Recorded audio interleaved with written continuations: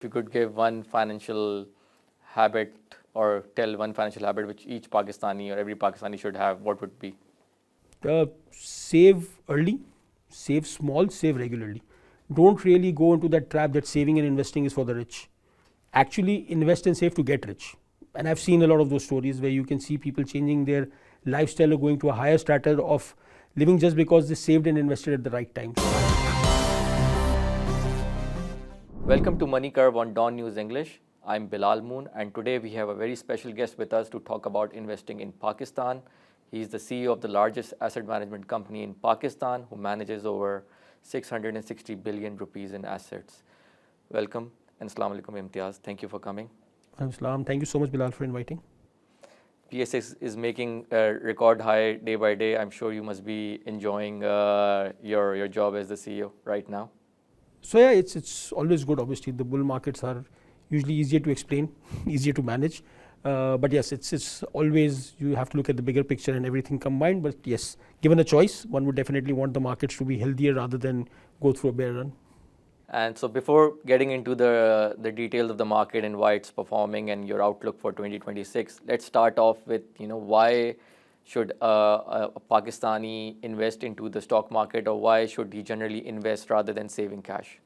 So I think saving is only half the job. So when you're planning your future, yes, saving is very important. But it's also equally important to make sure that that saving does not lie idle and it is invested. So for example, if you look at it through an example, so for example, that you are at this point looking at an income source that's going to continue for the next 12 months. So what would one naturally want to do is also start saving something out of those 12 months so that you have money for the 13th month when that income is not going to come.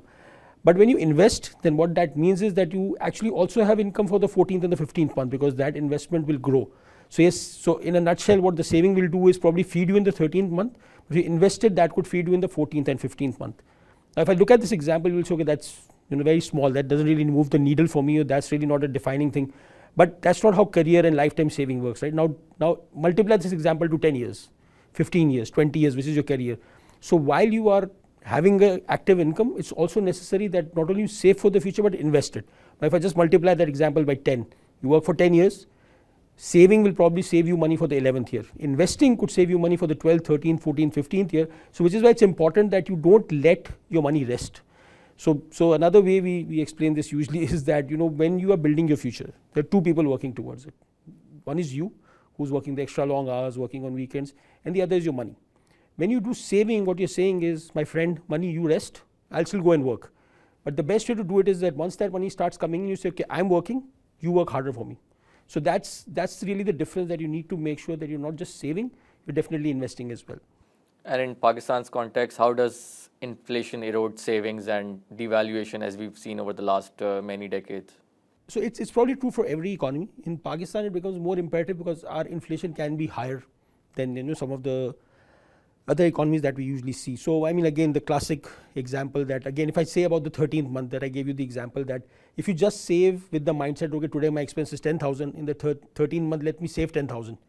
The point is, in the 13th month, your grocery bill is not going to be 10,000. Inflation would have come in, it can be 8%, 10%, in some years it can even be higher. So you need to keep investing so that you can beat inflation. So goal should always be that I need to keep an eye on what the inflation is. And that inflation can be of your grocery bill, of anything that you're targeting. So if you're planning to spend an amount in a certain date in the future, you need to keep an eye on what that price would have inflated to. And that's what your goal should be, that my savings should at least be that much and ideally be greater than that. Okay, and at a national level, how does channeling savings into investments help GDP or the overall economy? So when you look at investment, let's just break it down to what can be the forms of investment, right? So one is that you lend money to the government via Sukuks, and the people who work in conventional markets can talk about T-bills and PIBs and stuff. And secondly, you do with private sector. So either you subscribe to a Sukuk from a private entity, or you buy their shares and subscribe to their equity. In all of this, you are turning your retail savings into productive investment for the person who's borrowing from you. So even if I take the private sector example, so if a cement company will come and borrow from you or make you invest in their equity, that will go towards an expansion. That expansion will create jobs. That job will create income of the people who just got employed. And if they follow the same mantra, then the money multiplier just keeps growing. So it's just, that's literally the only way that you can keep growing your economy, is that you keep saving. you keep investing and putting it back into productive use. And in your case, what role do asset management companies play in this entire chain of investments? So I think asset management companies are important to put a method to the madness. Like, for example, in Pakistan, if you look at people saving and investing, I mean, I don't know if even I should call it investing, but for example, a lot of household wealth goes into, let's say, committees. Now that's really not helping you fight inflation. In cases you're also running credit risk. This happens that you put money into a committee. By the time your time comes in month 10, the guy who was collecting the committee just disappears. So what this does is that gives a complete structure to your whole saving cycle, right? That you're not just putting in 10,000 every month so that after 10 months you can get back 100,000. That's really not protected you against inflation. That's literally done nothing. You would have kept that money at home. Yeah.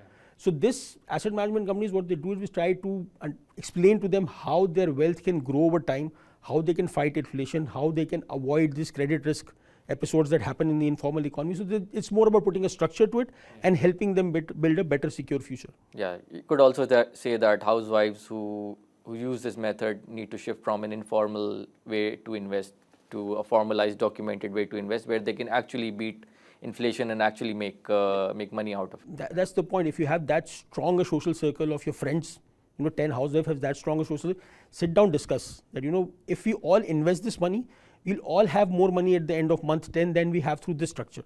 So it's really that, that journey that obviously as an economy it takes time. Every economy takes time. Ours takes a little longer because we are more entrenched in our ways, but I think that's the natural progression. Sure. And now delving into Sharia-compliant investment, which is your forte, why Sharia-compliant investing and how does it differ from conventional investing overall? So you see, with Sharia compliance, what you're really aiming at, if I talk about stock market, obviously you're trying to not be part of any business that's socially irresponsible.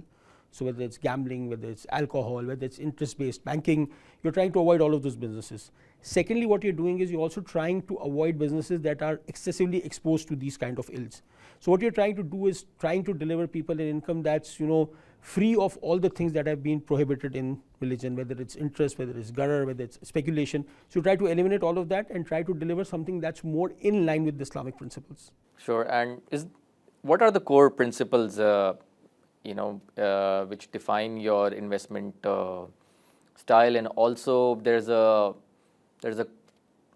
perception that Sharia-compliant investment gives lower returns as compared to conventional investment. Is that true in Pakistan sense? So I don't think that's true for equity, I can definitely tell you, because the data does depict that if you look at the KMI 30, which was introduced as a benchmark to calculate returns of Sharia-compliant stocks, it came around in 2008, 2009. So you're talking about 17-year history. If you look at that 17-year history, in 10 years, KMI 30 has actually outperformed KC 100.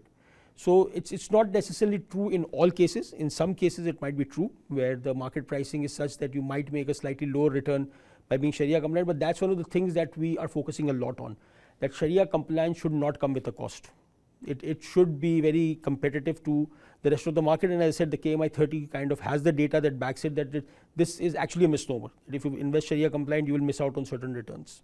And in a volatile market like Pakistan, and if the market is leveraged, does Sharia compliant investments help in the long run? Yeah, absolutely. And I think it was also kind of proven in the 2008 financial crisis where people kind of even internationally started appreciating that, Islamic finance had some inbuilt circuit breakers, so that, inherently it discourages investing in a company that's too much exposed to speculation, that's too much exposed to leverage. So it has some inbuilt circuit breakers that help you, protect you from those economic downturn, and that's why it makes you a more robust portfolio if you follow the Sharia principles. And how do you, for example, do you also screen companies on basis of any ethics as well?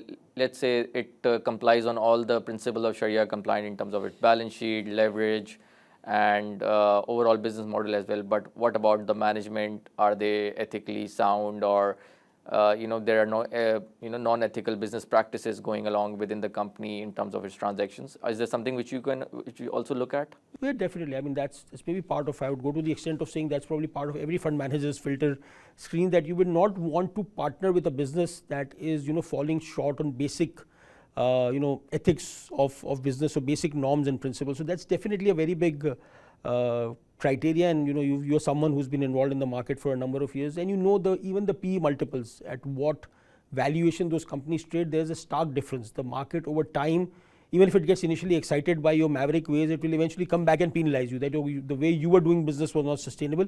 I would rather go with someone who maybe looks prima facie more boring, but is doing business in the right way. So I think that's also a time proven principle. It can last for a short time, that you can do funky stuff and get away with it, but eventually market rewards quality and integrity. Yeah, that's interesting. And just generally, many investors or people in Pakistan think that Sharia investing is only about equities. Can you throw some light in terms of what is Sharia compliant fixed income or money market or Islamic money market funds? So I think that was probably a concept maybe a couple of decades ago, but now if you look at even the asset management industry, I think people have generally understood that there are fixed income products. There are a number of fixed income products now that are in the Sharia compliant space. In fact, a number that we really quote very proudly is that if you look at the banking sector in Pakistan, banking deposits as a Sharia banking deposits as a percentage of total deposits is somewhere between the 23, 24, 25% mark. If you look at the asset management industry of Pakistan, the Sharia compliant assets are now 45 to 50%.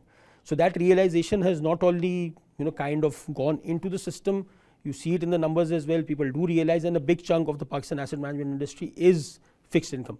So 85% odd of the market, or between 80 to 85% would be in fixed income instruments, and as I said, within the industry 50% is Sharia compliant. So that realization has gone in. Yes, overall offtake of financial products in Pakistan is not at the level it should be, but of the people that are involved in the financial system, I think they now properly understand what are the products that are available and how you can also have fixed income products under the Sharia umbrella.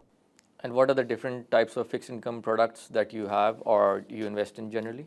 So for us, obviously, it would be the family of funds that we have: money market funds, we have fixed term funds, we have income funds, we have things that are a combination between equity and fixed income.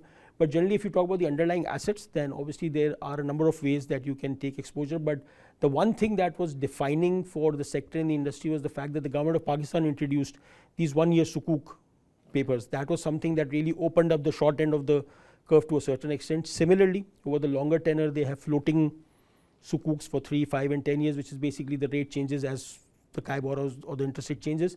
And they also have the fixed term papers for the same duration. I think a very interesting and a very encouraging development on which work is happening is to bring even shorter tenor Sukuks to really be able to compete with the conventional fixed income market, which has those 3-month, 6-month papers. So from what we understand, a lot of work is being done on a 6-month paper. I think once that is introduced, that will probably, you will see the mix of Islamic assets growing even more. Sure. And for that you need a really good balance of asset to liability match as well, which has been a case with Islamic funds over the years, where they could not get the liabilities to match the investments, right? So how has that panned out over the years? And you talked about Sukuks as well. So how do these Sukuks generate income without any interest or in Islamic perspective? So the basic principle is the same, that it's asset backed. So whatever Sukuk comes in has an underlying asset at the back of it, and the income that you are getting is a form of a rent or some charge that is implemented on it. So yes, it is very important that it is asset backed. And what the government has also done is realizing the potential of this space. They've also been trying to come up and free up more and more assets that can be utilized to issue more Sukuks now. So it's both. It's a demand and supply thing. I think, as I said, it just proves you the number of assets that you have Islamic right now in the asset management space is a very clear signal to even the policy makers that the demand for Islamic is huge. It's just about having the supply available at a competitive price, and I think they're working on that. And do you have any specific Islamic products for retirees or pensioners? Oh, we are, alhamdulillah, the largest pension fund player in Pakistan. So we have the full set of solutions available for our pensioners or people who want to save for retirement. So you have an equity fund under the pension umbrella, you have a debt fund, you have a money market fund, and you also have a gold fund, which is one of our key unique offerings. We were the first ones that were able to come out and convert gold into a fund-based structure so that people could get exposure to gold in small ticket sizes as well. So as far as our retirement product offering is concerned, so we have almost 45% of the Islamic market, 30% plus of the overall market, and that's also a very interesting variable. You see, when I say the overall industry, almost 45 to 50% is Islamic. In pension market, it's even larger. Okay. So that kind of also shows that people want to, at the end of the day, that belief is still there, that you want to invest Islamic. One of the most interesting anecdotes that we quote internally is that we have pension fund account of 2 or 3 CEOs of commercial banks. Okay. of conventional banks. And you kind of ask them, this is, so there also was, that's different, and this is my own saving, or marna to hai, that concept, right? So the Islamic demand is very, very strong. So I think that also shows in our retirement products as well. And I think that awareness, that understanding, and the benefit of investing for your retirement is kind of growing. And I will repeat, maybe I'm extended this answer, but it's important that in a market like Pakistan that you do plan for your own retirement, because we do not have the kind of social security structure that will pay for your expenses when you are past 60 or 65. Unfortunately, even as the social trends are changing, maybe the kids won't also be bearing the expenses of parents like they used to do 5-10 years ago. So all of those changing trends kind of makes it imperative that every person does save themselves for their retirement. You have to plan for your retirement yourself.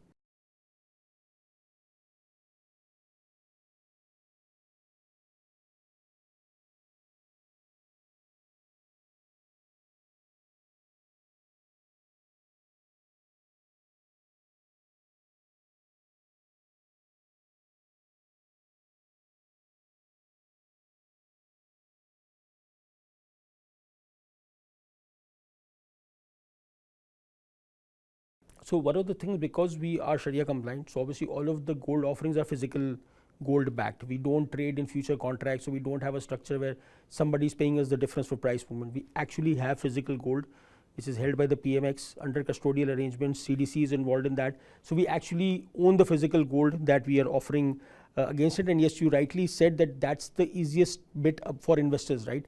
One is that if you have 5,000 rupees and you go into a gold shop right now, maybe he won't even let you come in, let alone deal with you that, okay, why will I give you gold exposure for 5,000 rupees? The fund gives you that. It gives you exposure and PKR terms, right? So in a way, you're also getting a devaluation hedge. Whenever gold moves, you're getting that security, that ease. You don't have to go anywhere. You just trade it online. You subscribe to it. Whenever you want to redeem, you can redeem it. So it makes that gold exposure infinitely easier compared to what someone has to do if they go and take direct gold exposure. Yeah, for someone just starting new, investing into gold, the ticket size is huge. Absolutely. Like a 1 gram coin of gold costs anywhere between 35,000-40,000 at this point. For you to be able to get exposure to that at 5,000, also exit. So one is that first you have to save 35,000 to get 1 gram gold exposure, and then when you go to sell it, that's a process itself. Here you don't have to wait. Like if you're getting 5,000 a month saving and you want gold exposure, you'll have to wait for 7 months before you start your gold exposure. Here in the first month you can start getting the exposure. So you're getting return on that 5,000 while you save the next 5,000, while you save the 5,000 after that. So by the time you reach 35,000, if gold keeps doing well, your investment is already 45,000. Okay, and from a regional context, I'm sure other countries in the region would have some of these gold funds as well. And you mentioned, in terms of ease of buying and selling as well. I'm talking more about this because recently gold is the talk of the town, and I think overall women who save a lot of their wealth in gold here. So, how would you try to convince them in terms of getting into this product rather than getting into informal channels of buying and selling gold? So I think it's just like any other financial product. It's like just how you would convince the same masses to not go into informal channels of saving, not waste your purchasing power by going into committees and come and do some productive investment. Instead, I think this is the same channel. There are certain cultural biases that will not go away overnight. People will not just suddenly one day say, okay, Meezan came out with a gold fund, let's just stop investing in gold coins and I'll go and start investing in a fund-based product. So I think it's a journey. It's growing, which is why our the kind of uptake we've taken. At times it happens that there's no supply of the gold for us to be able to meet the demand of investors. So it's definitely growing, but yes, it's a process. It's not going to happen overnight. Sure. Now coming to PSX, which has done remarkably well over the last couple of years. So in your view, how would you describe PSX current environment in simple, non-technical terms? So I think the first thing that I always talk to investors about is that let's not talk about 2 years, because that kind of distorts the canvas. You have to look at the PSX, you should look at it from a 9-year angle, or a 7-year angle. Start from 2017. So if you look at 2017, December, the market was 40,000. If you look at June 2023, the market was still 40,000. Now that's a very long time period. That literally had a big drag on the asset class, that the PSX index just kept hovering at the 40,000 level. There were 2 blips. One happened due to COVID, and one happened when we were thinking about not signing the IMF and trying to do alternate arrangements. Those were the 2 times that the market dipped to 28,000. There might have been a couple of days when it went to 45,000, but literally if you look at the market, it's a straight line. After those 7.5 years, what you had is from 2023 June to 2025 December or January, where we're sitting right now, that's where the market has gone up 4.5 times. So one way to look at it is that it's gone up 4.5 times in 2 years. That sounds like, okay, that's crazy. But if you look at it, that from 2017 December 40,000 to 2025 December 175,000, that sounds pretty normal, right? That's what an emerging / developing market like Pakistan should deliver. 15-20,000 points a year is not that huge. But because we had that big drag, and again, not to make it too technical, but just things like price to earnings ratio, that what a company is trading for every rupee of earning that it makes. And on average, we've always traded at 8 times. So that if a company makes 10 rupees per share, the average is that it trades at 80. When the times are bad, it comes down to 50. When the times were crazy or we were overexcited, we would take it to 120. But that used to be the band, that if it's gone to 50, then it's cheap. It's 80, it's average. 120, okay, it's getting heavy, so let's do something else. It went to 20. In 2023 June, the economic concerns were so huge that it just went down to 20. Now that pullback was due. So if I look at the market right now, I think it's done a lot of catch up as well. So that catch up has also happened, and now you see people talking about that, okay, the P is now 8 or 9, which is closer to the long term average. So that too was an anomaly. The catch up makes the last 2 years look like an anomaly, which it is not, I think. Sure. And as we are recording this, KC 100 index and the KMI index just made a record high, and we are at 180,000 points right now. But if you discuss or ask any commenter, there's a comment that is the stock market really showing the true signs or the true picture of the economy? How would you respond to that? So I would say yes, it is, because that consolidation that was not happening for the last 5-6 years, we were not really on. People are not clear what the economic plan is. I think for the last 2 years that clarity has come in, which is why the mean, the P has now pulled to the mean. It's come back to the average. So as I said, if you take a 7-8 year view, you will see, okay, the market has now come back to the average. Is this reflection of the right valuation? I think that will depend on what we do on the economic front from here on. So we've stabilized the economy, and the PE has come to the average level that it used to be. From here, growth is something that the market is hoping to see, but responsible growth. So if we again start doing things that are not really backed by a plan, then you will see that the market might have some problems. But if you keep exhibiting, like you have reforms, like we had the PIA bidding, I know, we haven't heard a privatization in the last 20 years. So that's huge, right? That is actually a reform where you can say, okay, because the market is doing well, because actual reforms are happening. So that's good. But is it sufficient? No. You'll have to keep continuing. You'll have to show more stuff on the fiscal front. And if that continues, I think we will continue to see multiples re-rate and earnings growth also take this forward. Okay. So do you think that the current government is, its economic plans are good enough for the stock market to have a sustainable run in the next few years as well? So they've really executed phase 1 well, which was really stabilizing the economy, which comes with the compromise on growth. So they've slowed it down, they've stabilized it, they've controlled inflation, they've been able to bring down the interest rate. So all of that has been done quite well. Now phase 2 is where the jury is still out, that yes, they want to go towards growth. You see the initial signs, import bill is growing slightly. They passed on all the retail fuel benefit. They also lowered interest rates by 50 basis points in the December monetary policy. So you can see that growth ambition is showing. Now how strong a plan is behind it is really going to be the litmus test. When I look at September numbers, September 2025, which is the last data, the State Bank was able to mop up $1 billion from the market. So that shows that, okay, the pressures are not growing that much. The day I see that, okay, to control the dollar, they were actually supplying the dollars back into the market, that would probably be a red flag. Sure. But those red flags haven't come out as yet, so people are still comfortable. In Pakistan's context, the economy is largely dependent on oil imports. And recently we had an event over the weekend where the US went into Venezuela, and that might have an impact on the oil prices going forward. So what's your outlook for the oil prices and how it might impact the economy this year or probably going forward as well? So one of the challenges right now, speaking on economy or even the market, as you mentioned initially, that the market has gone to 180,000. While we were recording, it's gone to 183,000. So that's the kind of moves that are happening in the market. Similarly for oil, I mean, you go on a certain day, you go back home and you think, okay, oil is going in a certain direction, and such huge geopolitical events happen in the bat of an eyelid that it becomes really, it becomes a challenge. So yes, a big event has happened over the weekend. I think the oil markets also still undecided how to look at it. But having said that, I think for Pakistan, it's a pretty straightforward equation. The lower oil prices remain, the more import relief you get, because 70-80% of our oil needs are met through imports. So it's very good for us that oil remains on the lower end of the curve, that geopolitics does not blow up to the extent that oil prices start going up. So I think it's going to be very important. And that's generally we've seen that, and even it grows even for international investors. That cycle keeps growing, right? Okay, oil is soft, oil is such an important commodity, let me look for oil importers who is going to benefit on the margin. So that's the kind of scenario that plays well for Pakistan. It also comes up on the radar of international investors, that okay, who are the oil importers? So while they'll be like, okay, whoever is resource rich, their revenues are going to go down, but the buyers obviously are going to benefit due to lower oil prices, right? So I think for us it's a one-way street. The lower the oil prices, the better for us. So yes, Pakistan companies are generally perceived to be import dependent, and that has an impact on their financials events. The country faces devaluation and the overall inflation. How have the companies overall fared in the last few years, which has made the stock prices go up? Have they done more localization, or what have they done special in terms to get these high-rated multiples? So I think what has really happened is that if you look at the multiples cycle, so that 6-7 year period that I talked about where the market was literally doing nothing, earnings were still growing.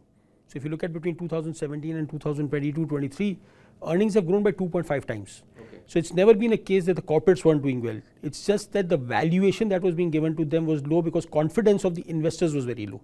But I'll quote to you something that one of the international investors once told me who visited Pakistan. He said, your companies are battle hardened. They know how to make money in different cycles because you have an economic crisis coming every 3-5 years and your corporates have become used to it. At times we see your companies making money because of the policies, but at times you also see them making money despite the policies. And that's really, I think, one of the strengths of Pakistani companies, that the corporate profitability has generally remained strong through cycles, which is why we always say that if you remain invested in the stock market, you will always make that earnings growth plus dividend yield return, which is a normalized return that should be there. The alpha returns comes from multiple re-rating, which is related to a number of economic variables. But as far as the corporate Pakistan profitability and performance is concerned, I think it's been fairly strong. Sure. So overall, usually Pakistan is considered, or Pakistan is taken into context that Pakistan has a battle-hardened army. So now we can say that Pakistan also has battle-hardened corporate companies as well. The numbers prove it. You regress any of the macro variables with corporate profitability, you will see that these guys know how to do their business, a majority of them. And I think that's absolutely true. And as I said, this is a comment from a number of international investors that I've hosted over the years, that they go back thoroughly impressed by our corporate management quality. Interesting.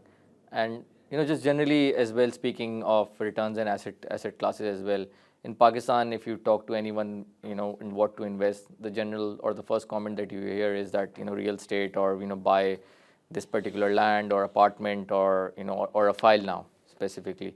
So how do you compare stock market returns versus real estate, and why should general investor prefer to go toward the stock market rather than real estate?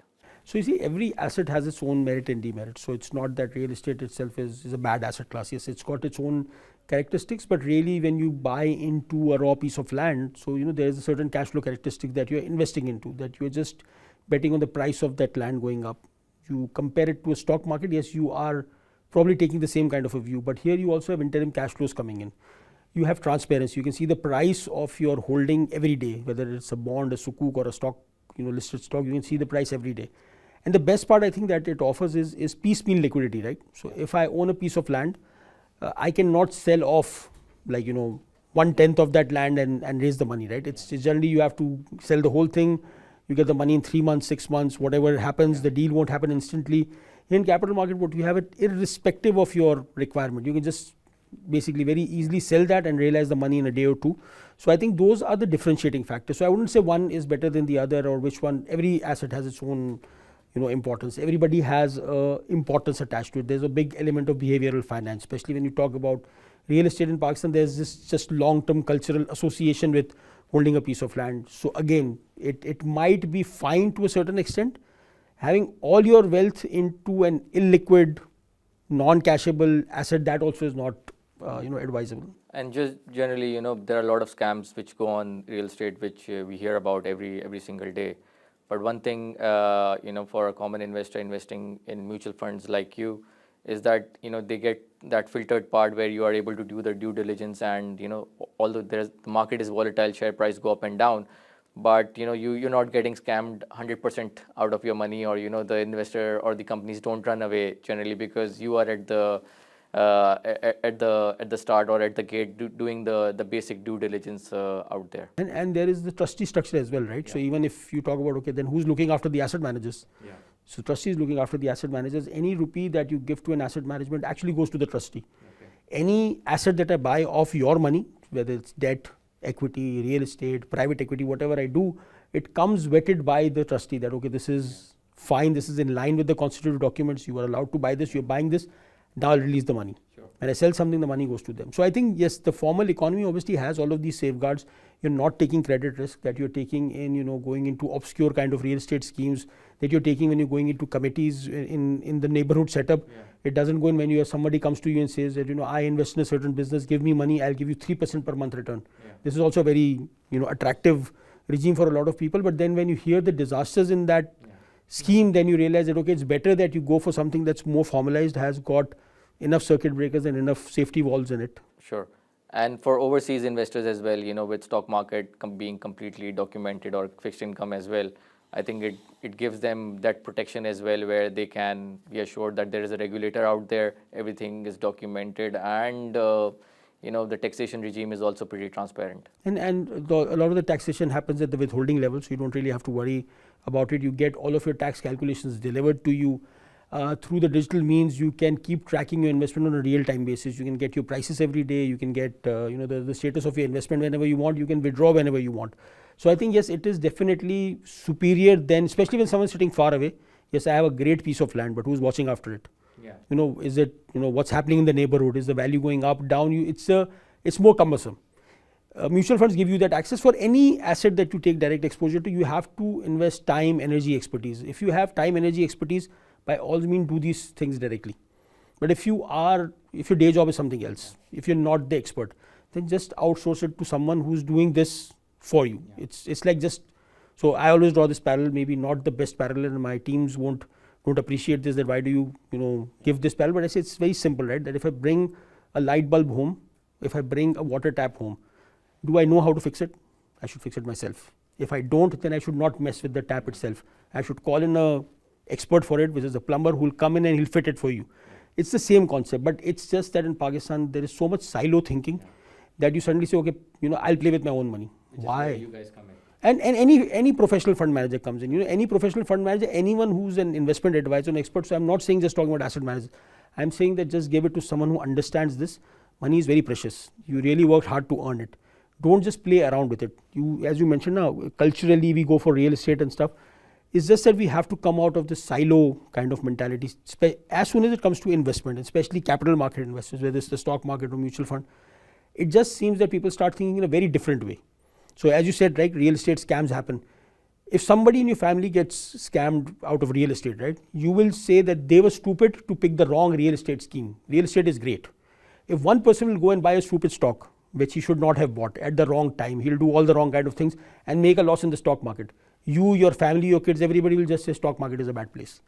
Now, there is really no economic explanation for this. Here's a bad investment. The prognosis there came out that he invested in the wrong real estate scheme. Bad investment in stocks. The prognosis is that the stock market is a bad place. Everywhere. So it's just that it's also an evolution phase, right? Sure. Eventually we'll come out of this and start seeing asset to asset comparison. Here it's very different. Real estate is a different asset. Stock is a very different asset. Gold is a very, very different asset. And so we've got very different definitions for every kind of asset in Pakistan. But generally people need to be diversified. So, if they are invested in real estate, then, stock market is also not a bad idea, just for the diversification and protection purposes as well. That if one asset class goes down, the other one, can give you that return as well, with dividend in the stock market as well. The first step to that is taking a step back and realizing that everything that you're talking about are assets. Okay. Here we have a very different measuring scale for all of these assets. So the first point is realizing that all of this makes my portfolio. The house I stay in, I've already got real estate exposure, right? The car I drive, that's an exposure that I have. Start thinking in assets. The gold that I have at home, maybe even if it's for the daughter's wedding, that's an asset. We just think about, okay, this gold, isko to side pe kar do. This will not be counted in the asset calculation. House, not counted. But it's out there. It's part of your wealth, so it needs to be managed. Your own balance sheet. People don't understand them. So first thing will be, okay, I have my own house. So that's not the asset. Now I have 100 rupees to invest. So first thing I'll do is real estate. Now if you look at it at your total exposure level, you realize you become 70% real estate without even consciously realizing they have to become 70% real estate. So that is something that we need to do, take a step back, understand everything is an asset. Don't stop these silo thinkings that this asset is asset definition A, this asset is asset definition B. All should, once we line everything in one line, I think a lot of the issues will be resolved in terms of personal financial planning. And do you see that Pakistanis are showing that kind of a shift in terms where they are looking for diversification and overall new kind of investment, not new kind, but getting into the stock market, because generally it was felt that stock market is for the elite and mostly investors who have big pockets are into the market. Do you see that cultural shift happening? So it's very difficult to comment on that right now, because right now what is happening, return is also attracting a lot of people, right? Okay. What the real transition will be, people realize that this is an asset class that I want an exposure to through cycles. So if you just come here because you heard someone made a lot of money in the stock market, that's the wrong kind of ambition to come in the stock market, and that will result in something that you will do stuff that you're not supposed to do. Okay. You'll end up leveraging yourself, you'll start chasing returns. So yes, stock market investment is growing, you see the UIN numbers are growing, you look at assets under management. I mean, Meezan is now managing, out of the 700 billion that we manage, 120 billion plus is equities, okay, which is a good number, which is the highest that Meezan in absolute terms has managed over the years. So market has grown as well. So market has grown as well, and that awareness is also growing. But the real litmus test will be where people realize that, okay, when the returns are more normalized, you still stay in the market, or you say, oh, that excitement is still not there, so I'll now go and look for the next gold pot. So that is a problem. Sure. Now coming back to the market and your outlook for this year, how do you see the stock market performing after 2 amazing years? Do you see returns stabilizing in 2026, or do you see we might have a year where the prices might not, or the stocks might not go up that well, or we could have a correction as well? So I'm not, I don't see a problem with the normalized return. I think still it's placed to be in a position where it should be able to give you better returns than other asset classes, because as I said, the earnings growth and the dividend yield itself are a kind of built in terms of taking the stock prices higher. What is under discussion right now is whether it will re-rate further and how much and how quickly. I think that will depend on what macro decisions we take over the next few months. PIA was a great decision. Rising import bill needs, I need to see what is behind that rising import bill. Do you have the buffers? So that will be like, okay, so now they're going towards growth and they have a plan. So that will kind of add up the equation, and that's where you will be more comfortable in seeing multiples also continue to re-rate. But otherwise, even in terms of normalized return, I think the corporate profitability is strong enough for equities to be one of the preferred asset classes going into 2026 as well. Yeah, because the economy gets stutters once the import bill starts rising, and that's where all of the analysts start looking at first, right? It's the import bill rising, and then we get into that cycle again and again that we've seen over the past many years. So just to take it away from import bill, let's just take it one step higher and say external account. Okay. The inflow of dollars and outflow. If you have enough dollars coming in and you want to import with that and give growth to your economy, by all means. But if you don't have the dollars arranged and you try to give impetus to the economy, that's where the problem starts to happen. And does, as a CEO of an asset management company who's managing such a big amount of money, what confidence do you have in Pakistan's long-term investment story? I think Pakistan's investment journey has just started. I mean, even if you look at the retail level, people are still not investing. It's, the investment and savings rate is what, low single digits or low double digits, 12, 13, 14%. Even regional countries are like 25%. Also, the investment space has a lot to do. The country has a lot to do with this kind of demographics. I mean, if we use this properly, domestic demand is like going to be a major theme for the next many years. You just look at it even today in Pakistan, you said one should do business because there are so many customers for every product that's out there. That's exactly what the stock market is, right? That you have a lot of companies that are catering to exactly this. They are letting you become a partner in their huge empire for 5,000 rupees or even for 1,000 rupees. So why not take that opportunity and invest? And I think that realization is coming in. Now people are slowly and gradually trying to understand that the stock market is not a game of throwing darts, that you threw the jackpot and I threw it wrong. It's about becoming partner with the right kind of people. It's not a one-time get rich. and you're becoming partners with these tycoons, right? Yeah. Why not? So why wouldn't you want to do it? Yes, there will be valuations, there will be cycles up and down. But if I tell you that, Hussain Dawood, Muhammad Ali Tabba, Mansa Saab is willing to make you a partner for the next 30 years. Yeah, that's a good proposition. The minute I change the question and say, do you want to buy the shares? And suddenly the mental equation gets distorted and everybody starts thinking in silos. So I think that's an important distinction. And lastly, if you could give one financial habit or tell one financial habit which each Pakistani or every Pakistani should have, what would be? Save early, save small, save regularly. Don't really go into that trap that saving and investing is for the rich. Actually invest and save to get rich. And I've seen a lot of those stories where you can see people changing their lifestyle or going to a higher strata of living just because they saved and invested at the right time. So don't think about that this money is too small and it's not going to grow into anything. If you understand how to run Microsoft Excel, if you even don't know, just ask someone to run it for you. That even small amounts of money, how much impact they make over the longer term. Once you see that equation, I don't have to convince you the next time that save regularly, save small, start early. Sure, that makes sense. Thank you so much, Imtiaz, for coming on the show. And here's to hoping that you have another wonderful year in the stock market and the Pakistan economy keeps on growing. Thank you so much. Thank you, Bilal.